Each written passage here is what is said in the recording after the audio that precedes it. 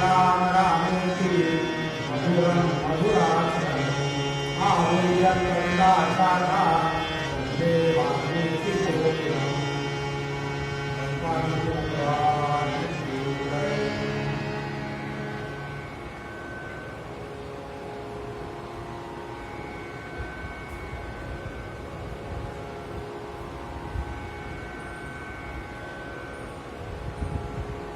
मर्यादा पुरुषोत्तम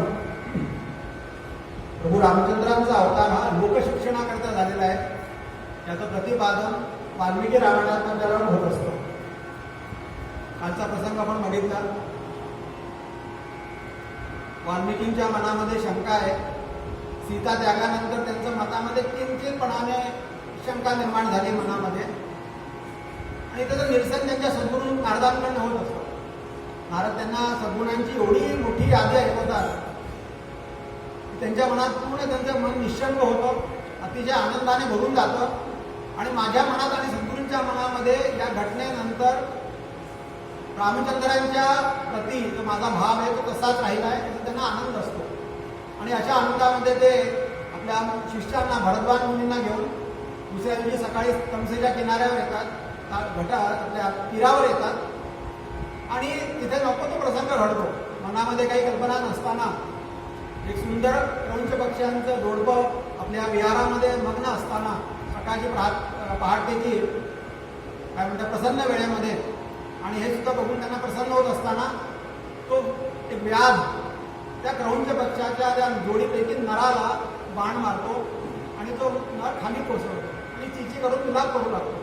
त्यांचं मन अतिशय दुःखित होतं आणि काही मनात ध्यानी नसताना एकदम तोंडाचे शब्द बाहेर पडतात. मा निषाद प्रतिष्ठान त्वम अगमा शाश्वती समा यद क्रौंच मिथुनात एकम अवधी काम मोहितम. हे पापी निशाला, तुला कुठेही प्रतिष्ठा आणि जन्मभर तुला प्रतिष्ठा आणि शांती मिळणार नाही. त्या क्रौंच पक्ष्यांच्या जोडप्यापैकी त्यांच्या विहारामध्ये ते मग्न असताना त्या नराला तू मारून टाकलेस. आणि हे अशा दुःखित अंतकरणात त्यांना दुःख होतं आणि स्नान करून ते आपल्या आश्रमाकडे वळतात. येत असताना सारखा विचार चालू आहे, मी काय बोललो आज. वास्तविक ते ऋषी आहेत, मुनी आहेत. सहसा कोणाला हे शाप वगैरे देण्याचा त्यांचा उद्देश नाही आहे. जे झालंय ते आघाडीत घडलंय, त्यांना त्याचं दुःख आहे. पण तरी देखील एखादा निषादाला किंवा मनात असं काही निघावं असं काही त्यांच्या मनात विचार नाही येत. हे शब्द कसे काय निघाले आणि हे विचारचक्र चालू असताना ते शब्द मोजतात आणि त्यांच्या लक्षात येतं हे वृत्तामध्ये आहे.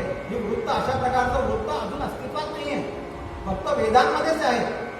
प्रत्यक्ष रूपामध्ये भूतलावरती असं कुणीही वृत्त केलेलं नाही आहे आणि ते अनुष्ठुप छंद आहे. काल सांगितल्याप्रमाणे 8 मात्रा असतात, 40 रणांमध्ये 8 चौक 32 अनुष्ठुप छंदामध्ये ते कसं काय झालं, काय झालं आणि असं विचारचक्र चालू आहे. आपल्या आश्रमात ते येतात आणि ते आता आपल्या आन्निक सुरू करणार. आन्निकाला बसतात आणि ध्यान लावत असतानाच त्यांना समोर आकाशामधनं एक असं तेजोगोळ दिसतो. तेजोगोळ घेत असताना ते त्या तेजोगोळाला नमस्कार करतात आणि त्यांच्या लक्षात येतं कोणतरी देवता येते आणि उठून उभे राहतात. तो तेजोगोळ त्यांच्या जवळ येतो आणि त्या तेजोगोळाचं रूपांतरण ब्रह्मदेवामध्ये होतं. ब्रह्मदेव स्वतः तिथे आलेले आहेत. त्यांना अतिशय आनंद होतो. नमस्कार करतात, आद्यपूजन करतात, आज्ञा देतात. त्यांना सिंहासनावर त्यांना एका उच्च स्थानावर बसवतात आणि नमस्कार करतात आणि त्यांना विचारतात कसं काय आपण हे केलं. तेव्हा ते ब्रह्मदेव हसतात. वाल्मिकी, तुमच्या मनामध्ये आता प्रश्न चाललाय ना, हे शब्द कसे काय तुमच्या मनात आले म्हणून, हा छंद तुमच्या मनात वृत्त कसं काय आलं.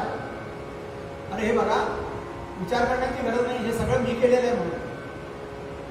सगळे माझ्याच आज्ञेने झालेले आहे. मीच तुमच्या मनामध्ये ते भाव निर्माण केला आणि तुमचा श्लोक जो होता त्याचं श्लोकांमध्ये रूपांतरण केलेलं बघा. त्यांच्या मनामध्ये श्लोक येतो त्या क्रौंच पक्षाला बघितल्यानंतर त्या शोकाचं रूपांतरण श्लोकामध्ये होतं. हा श्लोक केलेला आहे, हा मीच केलेला आहे.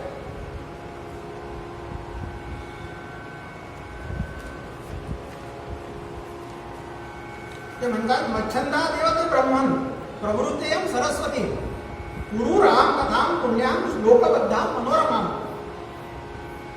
हे सगळं तुमच्या मनातले जे भाव आहे, तुमच्या मनातले जे सरस्वती जागृत करण्याचं प्रतिभा जी जागृत केलेली आहे ती मीच केलेली आहे. त्याचं कारण असं आहे, माझी अशी इच्छा आहे की तुमच्याकडनं एक महत् कार्य व्हावं म्हणून. ते त्यांना नमस्कार करतात. आपण आज्ञा करा, काय माझ्याकडनं व्हायला पाहिजे, काय मी केलं पाहिजे. गुरु राम कथाम पुण्याम असं ते म्हणतात. गुरु राम कथाम पुण्याम. माझी अशी इच्छा आहे की तुम्ही रामकथा लिहावी. तुम्हाला प्रश्न असा पडला असेल की मी रामकथा कसं काय लिहिणार. एक मला सांगायचं राहिलं बोलण्याच्या ओघामध्ये, ज्यावेळेला नारद म्हणून मुली येतात, नारद यांचं जे मनातलं शंका निरसन करतात आणि जाण्यापूर्वी नारदांनी यांना अतिशय थोडक्या याच्यामध्ये रामकथा सांगितली. बरं का, मी आपल्याला सुरुवातीला सांगितलं होतं की ब्रह्मदेवाने सुद्धा रामकथा म्हटलेली आहे. आदौ राम तपोवनादि गमनम हत्वा मुगत कांचनम वैदेही अर्णम गटा. तर माहिती सर्वांना कदाचित नारदांना त्यांच्याकडे मिळालेली असेल आणि ती रामकथा अतिशय संक्षिप्त, अतिशय थोडक्यामध्ये त्या वाल्मिकींना त्यांनी सांगितलेली आहे. ब्रह्मदेव म्हणतात तुमच्या मनामध्ये प्रश्न असेल की रामकथा मी कशी काय लिहावी, मला फार थोडीशी रामकथा माहिती आहे आणि एवढ्या विस्ताराने कशी काय लिहावी. पण हे बघा, तुम्ही काळजी करू नका. तुम्ही फक्त लेखणी धारण करा. तुम्हाला काहीही करायचं नाही, फक्त लेखणी तुम्ही धारण करा आणि तुमच्या मनामध्ये जेव्हा तुम्ही बसाल ना, ती रामकथा तुमच्या मनामध्ये आपोआप येणार आहे. तुम्हाला काहीही करायचं नाहीये. रामकथेतले सर्व पात्र, त्या पात्रातल्या जीवनातले सगळे प्रसंग, नवे नुसते प्रसंगच नाहीये, तर त्या पात्रांच्या मनामध्ये त्या वेळी चाललेले भावांची निर्मिती बघा. प्रत्येक पात्र त्या पात्रातल्या जीवनातल्या घटना रामकथेमध्ये येणाऱ्या आणि नुसत्या घटनाच नव्हे तर त्या वेळी त्या पात्राच्या मनामध्ये काय चाललंय हे सुद्धा भाव सुद्धा तुम्ही अगदी अचूकपणे लिहा. आणि तुम्हाला आणखी सांगतो, तुम्ही जे लिहाल ना ते सगळं शुद्ध होणार आहे. काही पण सत्य राहणार आहे. ते काही तुम्ही असं तर तुमच्याकडे लिहिलं जाणार नाही. तुम्ही जे काही लिहाल ते सगळं सत्य होणार आहे आणि ते तुम्ही लिहावं अशी माझी इच्छा आहे. आणि तुम्हाला आणखीन सांगतो मी, सत्य तर तुम्ही लिहालच आहे. या कथेचं महात्मा काय होणार हे सांगतो. यावत स्थास्य अंती विरया सरितश्च महितले तावत रामायण कथा लोकेषु प्रचरिष्यति. म्हणजे काय, जोपर्यंत या भूमीवरती नद्या आहेत, पहाड आहेत, आपले काय म्हणतात गिरीवर आहेत, पहाड आहेत, हे सगळ्या गोष्टी, यावत चंद्र दिवा करू, जोपर्यंत चंद्र आणि सूर्य आहेत तोपर्यंत हे रामकथेचं जे आहे हा प्रचार प्रसार थांबणार नाही आहे आणि ही जिवंत राहणार आहे, अजरामर राहणार आहे. जोपर्यंत या चंद्र सूर्य आहेत, जोपर्यंत या सगळं, जोपर्यंत या पृथ्वी तलावर चंद्र सूर्य आहेत, जोपर्यंत गिरी आहेत, जोपर्यंत समुद्र आहे, जोपर्यंत हे सगळं आहे, सागर आहेत, नद्या आहेत, हे सगळं आहे, तोपर्यंत ही रामकथा अजरामर होणार आहे. या कथेला दिवसेंदिवस प्रगतीच होणार आहे, प्रचार प्रसारच होणार आहे. तर अशी ही कथा आहे, तुम्ही लिहावं असं ते त्यांना सांगतात. आणि ते म्हणाले तुम्ही लेखणी धारण करा आणि भूरच्या पत्रावर लिहायला सुरुवात करा. आणि हे सांगून ब्रह्मदेव निघून जातात. वाल्मिकींनी आता रामायण लिहायला सुरुवात केलेली आहे. जसं ब्रह्मदेवांनी सांगितलंय त्या पद्धतीने त्यांनी लिहायला सुरुवात केलेली आहे. आणि या ह्याच्यामध्ये काही काळ जातो, अनेक कथांचं, अनेक ह्यांचं त्यांच्या मनामध्ये स्मरण होत जातं, त्यांचे भाव निर्मित होत जातात आणि त्या पद्धतीने लिहायला सुरुवात केली आहे. आपल्याला माहीतच असेल या रामकथेचं पुण्य म्हणजे काय. असं म्हणतात, आपल्याला सांगितलं होतं की 18 पुराणांमध्ये असं वर्णन आलेलं आहे. व्यासांनी 18 पुराणांमध्ये ठीकच आहे, भागवतामध्ये 5 ठिकाणी याचं वर्णन केलेलं आहे. आणखीन सांगतो, असा उल्लेख येतो की भगवान कृष्णांनी लहानपणी रामकथेचं श्रवण केलेलं आहे. त्यांना रामकथा जसं आपण घरी गोष्टी सांगतो ना मुलांना, त्या भगवान कृष्णाला यशोदा मातेंनी रामकथा सांगितलेली आहे. असं हे अजरामर आणि हे असलेली. मात्र एवढं आहे की या कथेमध्ये इतकं सुंदर वर्णन आलेलं आहे रामरायाचं, रामरायांच्या सद्गुणांचं इतकं सुंदर वर्णन आलेलं आहे. जसं मागे मी सांगितलं होतं, ऑल मॉरल व्हॅल्यूज पर्सनिफाईड. एवढे सगळे गुण जे आहेत, सद्गुणांचे खाण जिथे म्हणतात ना, ती एका माणसामध्ये असू शकते की नाही यावर प्रत्येकाला शंका येते. आणि त्यामुळे वाल्मिकींचे जेव्हा राम लिहिल्यानंतर, हे रामाचं चरित्र लिहिल्यानंतर, हे राम ब्रह्म आहे, वेद प्रतिपादित ब्रह्म आहे की महामानव आहे, की मानव आहे, पुरुषोत्तम आहे, याचे प्रत्येकाला त्याच्याबद्दल सारखंच आशंकित आहे. अनेक लोक आशंकित आहेत बरं का. प्रत्येकाला हा प्रश्न पडतो की एवढे सद्गुण कसे असतात, एवढे सद्गुण असतात का? आम्हाला कल्पनाच नाही आहे. एका माणसामध्ये किती गुण असतात. मर्यादा पुरुषोत्तम आदर्श चरित्र आहे. लोक शिक्षणाकरता त्यांचा अवतार झालेला आहे. मर्त्यावर अवतारस्य मर्त्य शिक्षणम. लोकशिक्षणा लोकांना एक आदर्श, एक पुरुष समोर असावा, या भूमिकेतनं ते रामायण लिहिले गेलेले आहे. आणि त्यामुळे वाल्मिकीचे राम जे आहे, की मर्यादा पुरुषोत्तम भगवान महामानवच असं म्हणायला हरकत नाही. रामचरित मानस मध्ये कथा येते, भरद्वाज मुनी महामुनींच्या मनामध्ये एकदा शंका येते बरं का, हे सगळे गुण जसं मी आता सांगितलं, हे कसे काय शक्य आहे? एवढे गुण एका माणसात कसं असणं शक्य नाही आहे. आता कुणाला विचारणार? कुणाला विचारता येत नाही. सारखी मनामध्ये शंका चालू आहे. आणि याज्ञवल्क मुनींचं तिथे आगमन होतं. याज्ञवल्क मुनी आल्यानंतर त्यांना विचारतात की गुरुदेव, माझ्या मनात शंका आहे, विचारा तुम्ही. मनात शंका ही आहे की एवढं सगळ्या सद्गुणांचा हे मानव जे रामचंद्र जे आहेत, हे कोण आहेत? निश्चितपणाने कोण आहेत? हे मानव आहे, एवढंच मला आपण सांगा की मानव आहे की देव आहे की परब्रह्म आहे? ते हसतात ते. तुम्हाला काळजी करायचं काही कारण नाही आहे. हे अनेक वर्ष असा ही परंपरा चालू आहे बरं का. इतकं सुंदर रीतीने चित्रण आहे त्या एका माणसाचं, एका मनुष्याचं. पुरुषोत्तम भगवान म्हणजे पुरुषोत्तम आहेत ते, की ते देवाच्या जवळ जाऊन बसतं. मानवाची ती लिमिट सोडून आणि देवाची लिमिट सुरू होते असं म्हणायला हरकत नाही. एक मनुष्य एवढा सुंदर, इतका चांगल्या सद्गुणाने युक्त असू शकत नाही. तेव्हा ते सांगतात, याज्ञवल्क्य म्हणतात, भरद्वाजजी तुम्हाला एक गोष्ट सांगतो मी, ही शंका तुमच्या मनात आली असं नाहीये. प्रत्यक्ष जगन्माता सती, महादेवाची पत्नी सती जी आहे, तिच्या मनातही शंका आलेली आहे. एकदा काय झालं की भगवान महादेव आणि सती दोघ जण दंडकारण्यात आले आणि अगस्त्य ऋषींच्या आश्रमामध्ये आले. हा अगस्त्य ऋषींचा आश्रम कुठे आहे? अकोल्याला आहे सध्या. जसं आपल्याला सांगायचं परवा राहिलं माझ्या बोलण्यामध्ये की वनदेवी म्हणून सीता तिथे राहते वाल्मिकींच्या आश्रममध्ये. हा आश्रम कुठे आहे? हा आश्रम आपला कानपूरच्या जवळ, नाही, आपल्या रोजच्या ह्याच्यातच तिथे नाव सांगतो. ब्रह्म काय होतं? ब्रह्मावर. कानपूरच्या जवळ ब्रह्मावर्त जे आहे तिथे वाल्मिकींचा आश्रम आहे. आणि आपण बघा, जसं त्या रथाची वगैरे माहिती सांगितली, जाऊन आला अयोध्येहून, ते सगळं आपण बघितलं तर डिस्टन्स वगैरे बरोबर होतं. त्या ब्रह्मावर्ताला वाल्मिकींचा आश्रम आहे. आणि वनदेवी म्हणून सीताची या नावाने तिथे राहिली. लोकांना माहित नाही सीता आहे, आश्रमामध्ये कोणालाही माहित नाही आहे. त्यांचा दंडक आहे तसा, त्यांचं शिस्त आहे त्या पद्धतीने. आणि ती सीता तिथे राहिलेली आहे. तिथं वनदेवी म्हणून तिथं मंदिर वेगळं पण आहे, ब्रह्मावर्तालाच मंदिर आहे. म्हणजे याला सगळ्यांना शास्त्रीय आपला पाठपुरावा आहे. तर असो, भगवान महादेव अगस्त्य ऋषींच्या आश्रमामध्ये अकोल्याला म्हणा, आणि त्यावेळेला दंडकारण्यात येतात. आणि दंडकारण्यात आल्यानंतर ते अगस्त्य ऋषींना म्हणतात, त्यांचं स्वागत होतं, या महाराज, तर माझी अशी इच्छा आहे की तुम्ही आम्हाला रामकथा ऐका.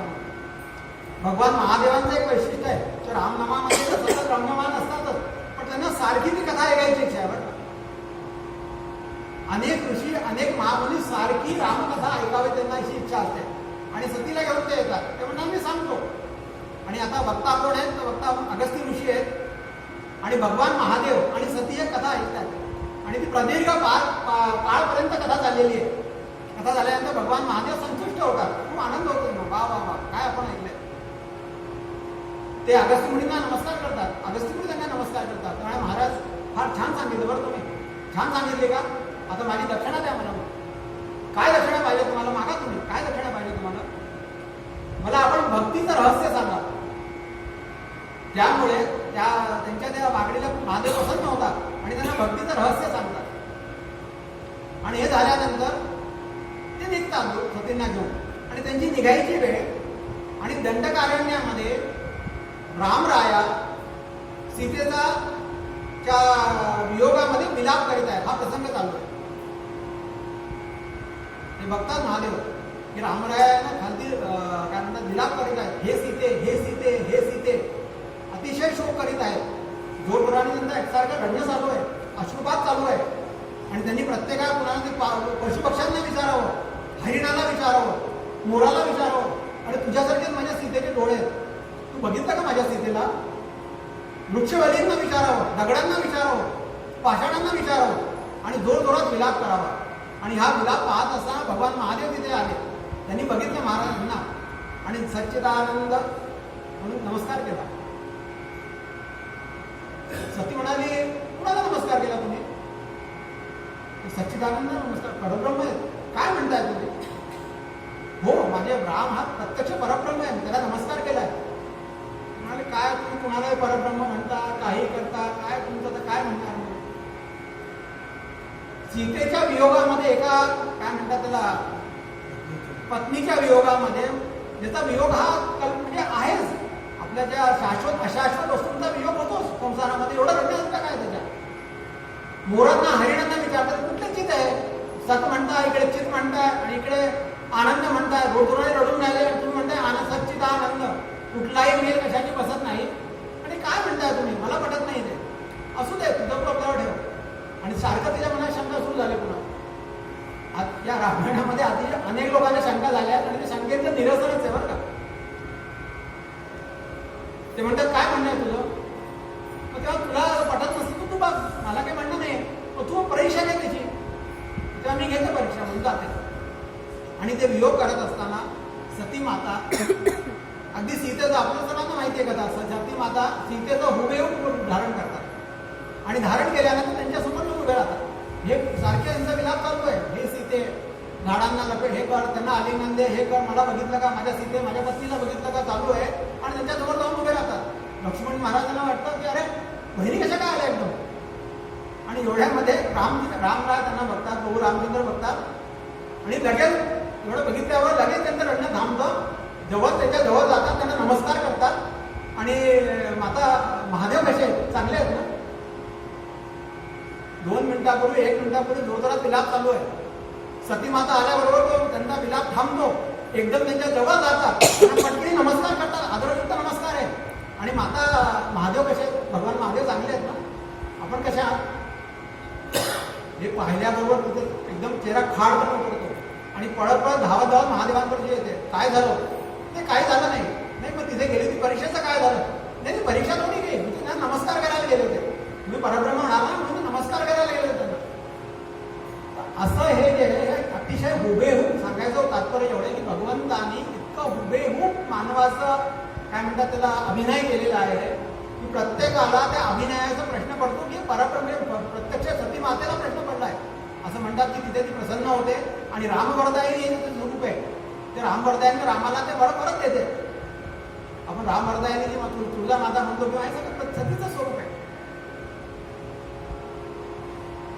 भूमिकेशी इतक्या एकरूप झालेले आहे भगवान रामचंद्र की लोकांना सारखा प्रश्न पडत असतो की काय काय प्रकार आहे. एक छोटासा प्रसंग सांगतो आपल्याला अभिनयाचं कसं असतं.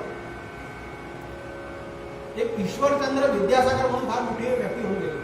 ती कलकत्त्याला असायची आणि अतिशय ज्ञानी आणि जीवनवरती असं व्यक्तिमत्व झालं. किती ज्ञानी होते ते. तर रामकृष्ण परमहंसांनी त्यांच्याबद्दल सांगावं. रामकृष्ण परमहंसांना म्हणाले की मी अजूनपर्यंत ज्ञानाच्या नद्या पाहिल्या, सरोवर पाहिले, खूप पाहिली आहे, वापी पाहिली आहे, पण तुमच्या रूपाने मला ज्ञानाचा सागर दिसतो. त्याचं नावच विद्यासागर होतं. पदवी असेल त्यांना, आपल्याकडे होतं ना विद्याला, हा त्यांचं स्मरण होतं नाही. नमस्कार त्यांच्या स्मृतीला 2 वर्षभर होत आलं. या निमित्ताने आपण त्यांनाही नमस्कार करूया, त्यांच्या पावन स्मृतीला अभिवादन करूया. विद्यालंकारी त्यांना ती पदवी होती. असंच एक विद्यासागर आहे. आणि हे काय झालं की तिथे एका नाटकाचं आयोजन झालं. ते नाटकाचं आयोजन असं झालं की देशाकरता हौतात्म्य दिलेले जे हे होते, त्यांचे सैनिक होते, त्यांच्या परिवाराला काही मदत, आर्थिक मदत मिळावी म्हणून एका नाटकाचं आयोजन केलं गेलं. यांना अध्यक्ष म्हणून त्यात बोलवलं गेलं आणि पहिल्या रांगेत ते बसले. आणि नाटकामध्ये भाव असा होता, इंग्रजा लोकांनी जे अत्याचार केले असा काही प्रसंग चालू होता. आणि तिथे त्या प्रसंगाच्या वेळेला त्या इंग्रजी सार्जंटची भूमिका करणारा एक नट होता. आणि त्या नटाने ती भूमिका इतकी हुबेहूब केली, वठवली, इतकी हुबेहूब वठवली की हे नाटक बघत असताना हे भाव विसरले. त्यांना लक्षातच आलं नाही की आपण नाटकात बसलो म्हणून. आणि हे सगळं त्याचा अत्याचार बघत असताना ह्यांचा क्रोधसंतप्त हे झाले आणि एकाएकी उठून त्यांनी जोडा काढला आणि त्या जोडा घेऊन त्यांनी त्या सार्जंटला मारला. आणि त्या सार्जंटला मारल्याबरोबर त्यांनी नाटक थांबवलं. तो जोडा उचलला आणि लोकांना म्हणाला की श्रोते हो, मला क्षमा करा, 2 मिनिटं मी थांबतोय. आजपर्यंत मला अनेक लोकांनी मला मानपत्र दिली आहेत, मला प्रशस्तीपत्र मिळाले आहेत, मला अनेक बक्षिसं मिळाली आहेत. पण माझ्या आयुष्यामध्ये हा जो त्यांनी मला जोडा फेकून मारलेला आहे, ही सगळ्यात मोठं बक्षीस आहे. म्हणून मी त्यांना काय ईश्वरचंद्र विद्यासागरांना नमस्कार करतो. आणि हा जोडाला त्यांना परत करणार नाही, बरं, हा मी आपल्या शोरूम मध्ये सांभाळून ठेवणार. उद्देश काय? तर उद्देश फक्त असा आहे की एवढं हुबेहूब त्यांनी काय म्हणतात त्याला, एकरूपता, अभिनयामध्ये एकरूपता आहे. एक छोटासा 1-2 मिनिटाचा प्रसंग आणखीन सांगतो. नटश्रेष्ठ भालचंद्र पेंढारकर एक सहज मला आता आठवलं. नुकतेच ते काही दिवसापूर्वी, काही 2-3 वर्षापूर्वी वारले. आणि ललित कलादर्श म्हणून फार मोठी नाटक कंपनी होती. त्या नाटक कंपनीचे नंतर मालक होते ग्वाल्हेरचे वाय सदाशिव जे आहेत भागवत, त्यांना त्यांनी गुरु मानलं होतं. आणि ते इथे दरवर्षी 12 ऑगस्टला इथे यायचे. एकदा त्यांनी गीता गाती ज्ञानेश्वर हे नाटक आणलं होतं आणि अतिशय ज्ञानेश्वरांच्या जीवनावर सुंदर नाटक होतं. आणि त्यावेळी काय झालं की ते नाटक संपल्यानंतर रात्रीच्या वेळेला, म्हणजे त्यावेळेला पठाणकोट दादर अमृतसर एक्सप्रेस अजून पुष्कळ वर्षापासून, म्हणजे 100 वर्ष झाले तिला. तर त्यावेळी ती टीम पुन्हा ती नाटक कंपनी परत द्यायची होती. आणि त्याच्या नाटकाची तिकीटं त्यावेळेला त्यांना रेल्वेची तिकिटांचं ते काही रिझर्वेशन झालेलं नव्हतं. ते जुना काळ होता, तो 25-30 वर्षापूर्वीची गोष्ट आहे. त्या रिझर्वेशन झालं नसल्यामुळे ते कसं काय एवढ्या लोकांना घेऊन जाणं हा त्यांच्या विचारचक्र चालू होतं. आणि नाटक चालू असताना त्यावेळेला या इथल्या संस्थेचे काही काय म्हणतात त्याला कार्यकर्ते ते तिकीट आणायला गेले होते. इकडे नाटक सुरू झालेलं होतं आणि नाटकात त्यांचा अभिनय चालू होता. आणि अभिनय चालू असताना त्यांच्या डोक्यामध्ये विचारचक्र सगळे एवढे जबाबदारी होते सगळ्या लोकांची. आणि विंगेमध्ये ते कार्यकर्ते उभे राहिले. ते उशिरा आल्यामुळे ते खाली पुढे बसणार म्हणून ते विंगेत उभे राहिले. आणि ते नाटकाच्या संस्थेची संघटित असल्यामुळे त्यांना काही प्रश्न नव्हता. आणि हे झालं वा वा, आणि लगेच आले ना अभिनय सुरू केला. लोकांना कळलंच नाही. लोकांना असं वाटलं जणू यांची एक्झिट जी होती थोडीशी ती त्या नाटकातलीच एक्झिट होती. म्हणजे अभिनयाच्या कौशल्याबद्दल आपण बोलत आहोत.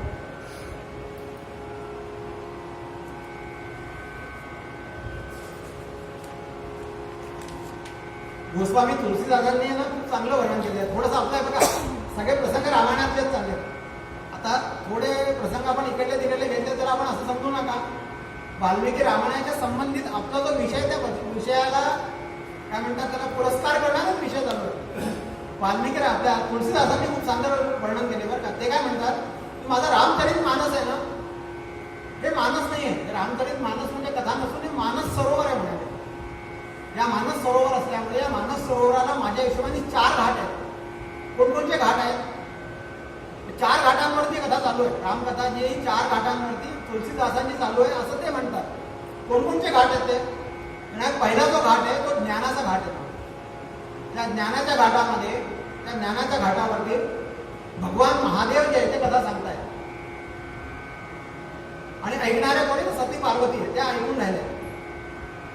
दुसरा घाट कुठला आहे? तर दुसरा घाट तुम्हाला कर्माचा घाट आहे. कर्माचा घाट आहे. या कर्माच्या घाटावरती याज्ञवल्क्य ऋषी मुनी जे आहेत ते कथा सांगतायत आणि भरद्वाज मुनी आहेत ते श्रवण करतायत. तिसरा घाट जो आहे तो भक्तीचा घाट आहे. या भक्तीच्या घाटावरती कोण कथा करताय? म्हणाले काकभुशुंडी महाराज करतायत. आपल्याला माहिती आहे काकभुशुंडी महाराज कोण होते? सांगतो. काकभुशुंडी कथा करतायत आणि गरुड महाराज जे आहेत ते प्रत्यक्ष गरुड भगवान कथा श्रवण करून राहिले. आणि चौथा जो घाट आहे तो प्रपत्तीचा घाट आहे. प्रपत्ती म्हणजे काय? शरणागती, समर्पण. आणि या घाटावरती तुलसीदास कथा करून, मी स्वतः कथा करतोय, म्हणजे तुलसीदासची कथा करताय आणि सामान्य श्रोता जो आहे तो त्याचा श्रवण करून राहिलेला आहे. आता ज्ञानाचा घाट म्हणजे काय? तर ज्ञानाचा घाट म्हणजे जिथे परब्रह्माला पूर्ण त्यांनी मान्यता दिलेली आहे. भगवान महादेवाच्या मनामध्ये संपूर्ण त्यांनी सांगितलं ना की सच्चिदानंद स्वरूप त्यांनी दर्शन केलेलं आहे. त्यांच्या मनामध्ये भगवंताचं रूपच आहे, हे सच्चिदानंद स्वरूपच आहेत भगवान. वसे भस्म अंगी प्रभू भीत रागी आणि उदासीन तो सर्व सामर्थ्य भोगी. विधी शक्र ते सर्व ध्याती जयाला महादेव तो वर्णितो राघवाला. म्हणजे विधी शक्र म्हणजे काय? विधी म्हणजे ब्रह्मदेव, शक्र म्हणजे विष्णू.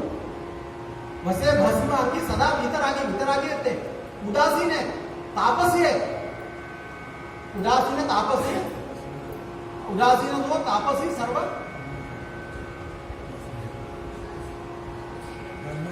उदासीन तो तापसी ब्रह्मचारी, ब्रह्मचारी नाही ब्रह्मचारी. आणि विधी शक्र ते सर्व धाती ध्याला. म्हणजे विधी आणि शक्राने ज्याचं वर्णन करावं, ज्यांना ध्यावं, तो महादेव भगवंत रामरायाचं ध्यान करून राहिलेलं आहे. आणि साक्षात परब्रह्म स्वरूप एवढंच त्यांचं ते म्हणे, ब्रह्मानंदम परमस्पदम केवलम ज्ञानमूर्तीम द्वंद्वातीतम गगनसदृशम तत्वमस्यादि लक्ष्यम एकम नित्यम विमल वचनम सर्वती साक्षभूतम भावातीतम त्रिगुणरहितम सद्गुरुं नमामि. हे जे स्वरूप आहे, परब्रह्माचे स्वरूप जे वर्णन आहे. वेदांनी त्याचं प्रतिपाद्य केलेलं आहे. त्या परब्रह्म स्वरूप म्हणजेच प्रभू रामचंद्र आहे, हे त्यांचं पक्क मन आहे. आणि त्याप्रमाणे ते कथेचं श्रवण करून राहिले. दुसऱ्या ह्याच्यामध्ये याज्ञवल्क्य मुनी आहे. याज्ञवल्क्य मुनी म्हणजे पुढे कर्मयोगाचा नमुना आहे. कर्मयोगाचा उच्चांक आहे. अनेक कर्मयोगी आपल्या इथे झाले, पण याज्ञवल्क्यासारख्यांचा असं विशिष्ट त्यांचं स्थान आहे. वेदांचं म्हणतात की त्यांनी वेद संपूर्ण लिहिला आहे आमच्याकडे, एक वेद निर्माण केलेला आहे, असं त्यांचं म्हणजे स्थान आहे. आणि भारतीय ह्याच्यामध्ये त्यांची अतिशय वेगळी भूमिका आहे. हे काय म्हणतात, याज्ञवल्क्य मुनींचं काय महात्मा आहे. यांची दोन पत्नी आहे यांना, एक कात्यायनी आणि एक मैत्रेयी आहे. आणि दोघांबरोबर यांचा संसार अतिशय म्हणजे एवढे महान मुनी, एवढे ब्रह्मज्ञानी असताना देखील दोन्ही पत्नींबरोबर यांचा संसार अतिशय सुखामध्ये चाललेला आहे. आणखीन सांगतो, ज्यावेळेला जनकाच्या दरबारात गेले आणि जनकांनी यांना विधेयी होते जनक, ते म्हणायचे महाराज संन्यास कसा असतो, मला संन्यासाबद्दल आपण सांगा. तेव्हा सांगतो. तेव्हा त्यांनी काय केलं, मी उद्या सांगतो सकाळी म्हणाले. आणि सकाळी त्यांनी स्वतः संन्यास घेऊन टाकला. हे बघ संन्यास असा असतो. बोले तैसा चाले त्याची बंधावी पाहू नये. नुसतं बडबड नाही, प्रत्येक संन्यास बघा असा आहे, त्यांनी करूनच दाखवून टाकलं. तर असे याज्ञवल्क्य मुनी आहे. आणि याज्ञवल्क्य मुनी ते कथा सांगतात आणि भरद्वाज मुनी ते श्रवण करतायत. कर्मयोगाचा म्हणजे ज्याला म्हणतात ना. आणि कर्मयोगामध्ये काय आहे, कर्मयोगामध्ये ईश्वराला मी ईश्वर म्हणून मानत नाही.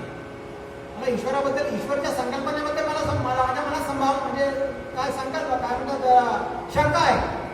पण चांगलं कर्म आचरण करण्याकरता अहिंसेचं व्रत, एक सत्कर्म, सद्विचार यांची जोपासना मी करतोय. सदाचार जो म्हणतो, सदाचार हे सगळं, या सगळ्या गुणांची उपासना करत असताना भगवंताच्या रामरायांच्या ज्या गुण आहेत त्या गुणांची जोपासना यांनी केलेली आहे. त्यांचं ध्यान यांनी केलेलं आहे. काल आपण बघितलं, नारद मुनींनी अनेक काय म्हणतात त्याला, अनेक त्यांची एक मोठी यादी सांगितली, सद्गुणांची यादी सांगितली. एक 2-3 बोलण्याच्या मुळात राहून गेले. त्या सद्गुणांचं थोडंसं वर्णन करतो मी. रामराय कृतज्ञ आहे बरं का. आज बोलण्याचा ह्याच्यात कृतज्ञाचा शब्द आला होता, पण ते सांगायचं राहिलं. कृतज्ञ म्हणजे काय? कृतज्ञ म्हणजे कृतज्ञ नाहीये, म्हणजे कृतज्ञ आहे. कुणीही आपल्यावर जर जरासा तरी उपकार केला, भगवंताचा जरासा जरी उपकार केला, तरी त्याची ते उपकार जीवनभर मानणारे आहेत ते. रामायणाचा प्रसंग आहे सुंदरचा. जेव्हा प्रभूंचं काय म्हणतात त्याला राज्याभिषेक झाला आणि त्या राज्याभिषेकानंतर जेव्हा सर्वांचा निरोप देण्याची वेळ आली, तेव्हा सर्व त्यांनी वानर मंडळींना बोलवलेलं आहे. दरबारामध्ये सगळे वानर मंडळी बसलेले आहेत. अयोध्येचे प्रजाजन तर आहेतच. जे वानर मंडळी ज्यांनी भगवंताला सहाय्य केलेलं आहे, त्या वानरांमध्ये त्यांनी अलंकार चिरे बहु सिद्ध केले. आणि ते प्रत्येक वानराला त्यांनी असे अलंकारांचे ढीग तयार केले. सुमंत्र प्रधानांना सांगितलंय. अनेक चिरे म्हणजे भरभरी वस्त्र आहेत, माळा आहेत, सुमंत म्हणजे अनेक वस्तूच्या अंगठ्या आहेत, काही कंकण आहेत, असे निरनिराळ्या आभूषणं गोळा केलेली आहेत. आणि त्या 18 पद्म वानरांमधनं त्यांनी प्रत्येकाला एकेकाला नावाने बोलवलेले आहेत प्रभूंनी बरं का. असा उल्लेख येतो, समर्थांनी वर्णन केले त्या गोष्टी. प्रत्येक वानराला त्यांनी बोलवावं, त्याच्याशी 2 मिनिटं गोष्टी कराव्या, त्याला म्हणावं की तू मला त्यावेळेला सहाय्य केलं बरं का, तुझं ते काम मला फार आवडलं, तुझ्यामुळे ते शक्य झालं. त्यांनी लहान असं काम केलंय, पण त्याला कामाचा प्रभूंनी उल्लेख केलेला आहे आणि त्याच्या कामाच्या त्याच्या योग्यतेप्रमाणे त्याचा सत्कार केलेला आहे. 18 पद्म वानरांचा असं प्रत्येकाचा उल्लेख आलाय. सुग्रीवा, जांबुवंता, नैऋत्यनाथा, किती लोकांनी त्यांनी प्रत्येकाचं नाव 18 पद्म वानरांचं म्हणतात नावं घेत, म्हणजे प्रत्येकाला कृतज्ञता किती आहे त्याला ते नावाने ओळखतायत. नुसतं असं नाही तू इकडे ये तू ये असं नाही, प्रत्येकाचं नाव त्यांनी घ्यावं प्रभूंनी आणि त्याच्या योग्यतेप्रमाणे सत्कार करावा आणि त्याच्या उपकारांची त्याच्या कृतज्ञतेची तिथं जाणीव करून द्यावी की तू माझं हे काम केलं होतं, तुझं शाबास, फार मोठं तुझा गौरव केलेला आहे. असे प्रभू हे कृतज्ञ आहे. आपल्याला एक सांगतो, कृतज्ञता हे अतिशय महत्वाचं लक्षण आहे बरं का. भगवंताच्या दरबारामध्ये जेव्हा आम्ही सेवा करत असतो आमच्या मनात अनेक भाव येत असतात. प्रभू लहानसहान गोष्टींचं सुद्धा आपल्या ह्याच्यात नोंद करून ठेवलेली असतं, प्रभूंनी ठेवलेली आहे. प्रभूंच्या ह्याच्यामध्ये ना करी समर्थ म्हणतात, करी काम निष्काम या राघवाचे. करी रूप स्वरूप सर्वात निष्कामतेचं आपण निष्काम त्यांनी केलं तरी ते मात्र त्याचा नोंद करून ठेवतात. प्रभू भगवंताची वैशिष्ट्यता आहे हा. आणि एक आणखीन सांगतो, कृतज्ञता हा भाव झाला आणि कृतज्ञ माणसाने कधीही होऊ नये बरं का. शास्त्र सांगतं आमच्या शास्त्रामध्ये असं वर्णन आलेलं आहे की एकवेळ ब्रह्महत्येचं, गोहत्येचं सगळ्यांची पातकं त्यांनी सांगितलेली आणि त्यांच्या सगळ्यांच्या प्रायश्चित्ताचं आहे. एखादी महाल मारली गेली, मांजर मारली म्हणजे सोन्याचे काय पाल करावे वगैरे असं म्हणतो आम्ही. मांजर मारल्याचं कोण नाही, प्रत्येकाचं प्रायश्चित्त दिलेलं आहे शास्त्रामध्ये. पण कृतज्ञतेचं कुठेही प्रायश्चित्त नाहीये. कृतज्ञतेला कुठलेही प्रायश्चित्त नाहीये, ते पापच आहे. ते पापाच्या ह्याच्यातच मोडतो. ते पापाचं निर्धारण आम्ही करू शकत नाही जन्मामध्ये. कारण माणसाने कृतज्ञ होऊ नये हे प्रभूंकडनं आम्हाला, रामरायांकडनं आम्हाला कळतो. आणि दुसरं ते महावीर्य म्हटलं होतं. महावीर्यमध्ये कसं महावीरच ते महावीर तर आहेतच, महावीर गंभीर पूर्ण प्रतापी वगैरे आहेतच. पण ते शत्रूंची लढत असताना शत्रूंच्या बद्दल त्यांच्या मनामध्ये कुठेही द्वेष नाहीये, कुठेही क्रोध नाहीये. हे फार मोठी गोष्ट आहे. भगवंत समर्थांनी रघुवीर शब्द वापरलेला आहे. समर्थांना त्यांचं वीरपणा, त्यांचं महावीर्यपणा अतिशय आवडतं. त्या काळाची ती गरज होती. नुसतं सज्जनांची गरज नाहीये. सज्जनांबरोबर तो धीर गंभीर पूर्ण प्रतापी पाहिजे. दुष्टांचं निर्धारण करायचं असलं, ते राक्षस नसतील पण दुष्कृत्य करणारे असतील तर त्यांचं निर्धारण त्याच्या वेळी व्हायला पाहिजे. आणि म्हणून समर्थांनी रघुवीर शब्द आपल्या संप्रदायाच्या उद्घोषामध्ये जय जय रघुवीर समर्थ म्हणतात. आणि हा रघुवीर शब्द कदाचित त्यांनी तुलसीदासांकडनं घेतलेला असावा. बदललं का? वीराचं म्हणजे आता एवढं वीर असताना देखील काय प्रश्न आहे, वीर असताना देखील मनामध्ये कुठल्याही शत्रूच्या प्रती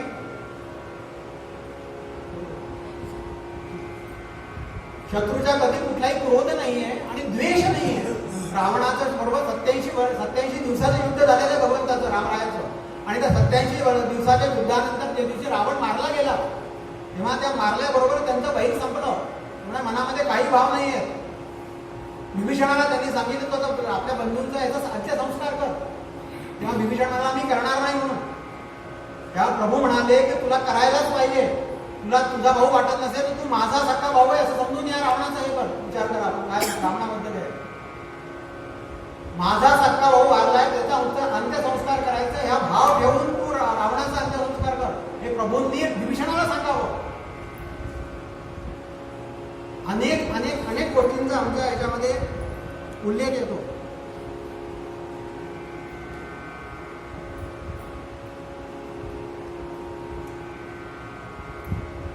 दुसरं कसं काय, प्रभूंच्या बद्दल कुठल्याही शत्रूंनी कधीही वाईट उद्गार काढलेले नाही. हा त्यांचा एक महत्वाचा गोष्ट. रावणाने एके ठिकाणी त्यांना तापसी म्हटलेलं आहे की तू मला असं समजू नकोस की बाकी लोकांसारखं आहे. हे तापसी शब्द वापरलेला आहे. त्यांच्या तपाबद्दल आपलं वाल्मिकी रामायण सांगलं. तपाबद्दल काल आपण बोललो होतो. त्यांच्या तपाबद्दल, रामरायाच्या तपाबद्दल रावणाचे उद्गार आहेत. रावण सुद्धा त्यांची तारीफ करतोय त्या भावाची. रावणातला युद्धाचा प्रसंग 2 मिनिटं थोडक्यात सांगतो. जेव्हा रावणाचं युद्ध चालू होतं आणि अनेक वीर मारले गेले तेव्हा रावण कुंभकर्णाकडे आला आणि कुंभकर्ण झोपलेला होता. आपल्याला माहिती आहे 6 महिने झोपायचा तो. रावणाने बड्या मुश्किलीने त्याला उठवलं आणि म्हणे झोपतो कसला रे, माझ्यावर असा प्रसंग आलाय. काय झालं, सगळे लोक मारले गेले आणि असं झालंय, सीतेला असं आहे. तो रागवला त्याला, तू असं काम केलं म्हणून, तुला करायला नको होतं, तुला एवढं कळत नाही का, कशाला नादी लागला. मारीशने सुद्धा, सुभाऊ मारीश या लोकांनी सगळ्यांनी रावणाची म्हणजे ह्या करता त्यांनी रावणाचे कान उघाडणी केलेली आहे की तू केलेलं आहे रामाची सीतेला, तू रामाला त्रास देतोय, हे अतिशय चूक आहे. कुंभकर्ण सुद्धा रामाला म्हणाला, म्हणजे रावणाला म्हणाला, आणि तो म्हणाला असं एवढंच आहे तुला, तू रामाचा वेश घे ना, तू मायावी आहेस ना, इतकं कटकट करायची काय गरज आहे? अरे तुला सीता पाहिजे ना, रामाचा वेश घे ना, आणि सीतेला स्वीकार कर सीतेचा. त्याने खाली मान घातली रावणाला. तुम्हाला तुला सांगतो मी, हा प्रयत्न मी करतो, केलेला आहे. ज्या वेळा मी ऐका, आपण निष्ठ चांगला ऐका बरं, रावणाच्या रामरायाचा पण गुणानुवाद चाललाय, गुणांच्या समोर गुणांचं वर्णन चाललेलं आहे. ज्या वेळा मी रामरायाचं काय असतं, जेव्हा रूप घ्यायचं असतं तर रूपाच्या आधी आम्ही स्मरण करतो त्याचं, आणि रामरायाचं जेव्हा मी स्मरण करतो रामाचं रूप घेण्याकरता, त्या स्मरणानेच मी अशा स्थितीमध्ये पोहोचतो की मला आहे ना ब्रह्मदेवाचं ब्रह्मपद सुद्धा नकोसं वाटू लागतंय. सीतेचं कुठे राहिले, आणि सीतेच्या मनामध्ये माझे भाव जे आहेत ते एकदम बदलून जातात. एवढंच काय तुला सांगतो कुंभकर्णा, अरे म्हणतो तरी मला आईसाठी वाटू लागते. रामाच्या चिंतनात्मक निर्माण झालेले भाव येत आहे. रामरायांच्या सद्गुणांचं वर्णन करत असताना कुंभकर्ण सांगतोय, आपण सांगत नाही, आपण त्याचे मित्र सांगत नाही, कुंभकर्ण सांगतोय. आणि असा हे रामराय आहे.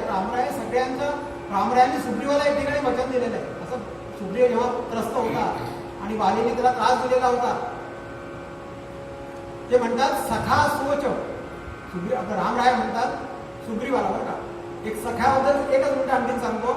जेव्हा मी दास्य भक्ती करतो ना रामरायाची, समर्थांनी वर्णन केलेलं आहे, तेव्हा आम्ही त्याचे दास असतो.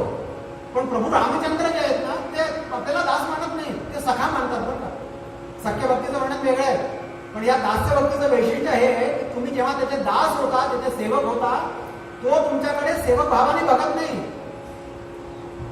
तो दास्य भावाने बघत नाही तुमच्याकडे, तो तुमच्याकडे सख्या भावाने बघतो, माझा सखा आलेला आहे म्हणून. आणि रामराया सुग्रीवांना म्हणतायत सखा सोच त्यागे बल मोरे, तू काळजी करू नकोस, तू काळजी काय करतोयस? अरे सखा सोच म्हणजे काय? सोच म्हणजे विचार, सोच म्हणजे चिंतन, सोच म्हणजे चिंता. इतका चिंतित काय असतो? सखा सोच त्यागे बल मोरे, माझ्या बळावर तू सोडून दे, मी आहे ना. आणि सब विधी घटप काज मे तोरे, ते म्हणतात ते सब विधी घटप ब शब्द लावलेला आहे. त्याचं कारण असं आहे, कुठल्याही प्रकारचं तुझी काळजी करू नको, साम दाम दंड भेद कुठल्याही प्रकाराने कसंही तुझं काम व्हावंय, मला माहिती आहे ना कसं व्हायचं ते, तू काळजी काय करतोस? तो वाली खूप बलवान असू दे, काही असू दे, मला माहिती तुझं, मी तुझ्याकडे तेव्हा तुला आता सगळा मानलेला आहे, तू काळजी करू नको. भगवंताचा अशा प्रकारचं आश्वासन आपल्या सख्याला, आपल्या दासाकरता आहे. हा घाट झाला कर्माचा घाट झाला, सद्गुणांचं आपण वर्णन केलंय. आता तिसरा घाट जो तो भक्तीचा घाट आहे. अनेक लोकांना, सर्वसाधारण माणसाला ज्ञान आणि कर्म वगैरे कळत नाही, पण भक्ती करते म्हणजे मला माहिती भजन श्रीराम जय राम जय राम हे प्रत्येकाला कळतं. प्रत्येक मनुष्य ज्ञानी नाहीये. आणि असं असताना सुख आले सुखात मी राम लुटा फुका, सुख मोठी पायी घेणार कोणी नाही, ज्ञानगर्भ जाता ही लूट नाही हातात. जे ज्ञानी लोक आहेत ना त्यांच्या हातात येत नाही ही लूट. ज्ञानगर्भे जाता ही लूट नाही हातात. केशव म्हणे कुठा तुम्ही संत संग. काही लोक असे ते भक्तीचा त्याला भक्तीचेच मार्ग येते.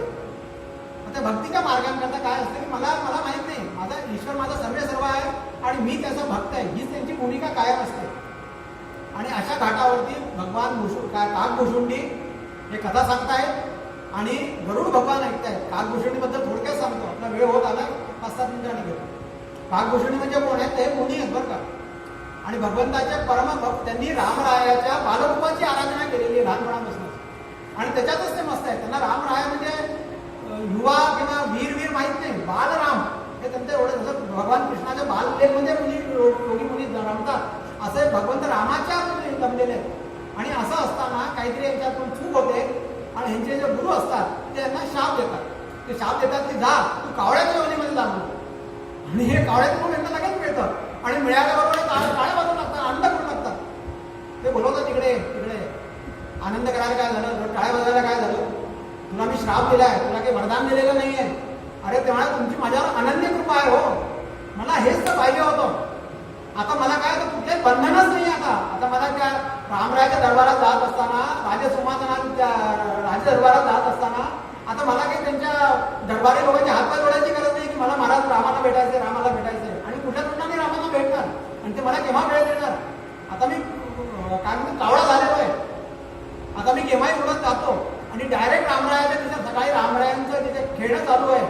आपल्या माता बसलेल्या आहेत, दोघे राम लक्ष्मण सीता, राम लक्ष्मण भरत आणि शत्रुघ्न बसलेले आहेत आणि त्यांचं खाणं चालू आहे. आणि त्या खाण्याच्या याच्यात नाही जातात, त्यांच्याकडे प्रसाद हे करावं आणि त्यांच्याशी लीला कराव्या. भगवंताला माहिती आहे ते काकभूषुंडी आहे म्हणून, लोकांना कावळा दिसतोय तो. असं हे काकभूषुंडी आहे, अतिशय उच्च पदावरती त्यांचं स्थान आहे. आणि त्यांचं योग्यता बघा, गरुड महाराजांचा गर्व हरण करण्याकरता ते काकभूषुंडींचा त्यांनी आश्रय घेतलेला आहे. तेव्हा गरुड महाराजांचा गर्व हरण झालाय. आणि या भक्तीच्या घाटावरती काकभूषुंडी गरुडांना ती कथा सांगून राहिलेली आहे. चौथा घाट जो आहे तो प्रपत्तीचा घाट आहे. प्रपत्तीमध्ये काय की मला काहीही येत नाही, मी ज्ञानी नाही, मी कर्मयोगी नाही, मला भक्ती सुद्धा येत नाही, अनाथ मी हीन दीन दरिद्री, भजन नेणे काही, तुझं विण मद जननी रामा, कोणीच येथे नाही. ज्ञान कळेना, ध्यान कळेना, मन वळेना देवा, विद्या नाही, वैभव नाही, ऐसा पुरवील ठेवा. युक्ती असेना, बुद्धी असेना, शांती बसेना अंगी, आणि रामदास म्हणे दीन दयाळा, ऐसा मी भवरोगी. मी असा आहे, मी इतका हीन दीन दरिद्र आहे, माझं सगळं मी तुला शरण आलेलो आहे, फक्त मला काहीही माहित नाही. हा घाट जो आहे हा प्रपत्तीचा आणि शरणागतीचा घाट आहे. ह्या घाटावरती वाल्मिकी मुनी स्वतः काय म्हणतात राम क्षमा करा तुलसीदासजी म्हणा या घाटावर बसलेले आहेत आणि तुमच्या आमच्यासारखे सर्वसामान्य जन जे आहेत ते आपण त्या कथेचा श्रवण करीत आहे. तर अशी ही कथा आहे. वाल्मिकी मुनी आता रामायण लिहिण्यामध्ये दंग आहेत. उद्या त्यांचं रामायण होईल. पुढची कथा भाग जो आहे थोडासा कथा भाग पुढे वाढला नाही, बरोबर बरं का, घटनाक्रम वाढलेला नाही. पण घटने जसं आपण पुढे एखादा मेळा बघायला जातो किंवा मार्केटमध्ये जातो आणि नुसतं दुकानं पाहत जर सुटलो तर काही पडत नाही, तर कुठेतरी आपण थांबतो. आपल्याला माहिती एवढाच वेळ आहे, आपण थांबतो, काहीतरी विचारपूस करतो, काहीतरी घेतो. तसं न करता नुसतं एक फेरफटका मारून जर आपण आलो तर काहीच पडत नाही. त्यामुळे त्या भूमिकेतनं ज्या ज्या ठिकाणी गरज आहे त्या त्या ठिकाणी जे जे वर्णनात्मक आहे थोडं वर्णन ऐकणं सुद्धा आपल्या कथेला काय म्हणतात त्याला पुष्ट करणारच आहे, आमच्या श्रवणाला पुष्ट करणारच आहे. आणि या भूमिकेतनं आपण इतिहास सांगण्याचा प्रयत्न केला. आपला वेळ झालेला आहे. आजची कथा भाग प्रभू रामचंद्रांच्या चरणी अर्पण करूया.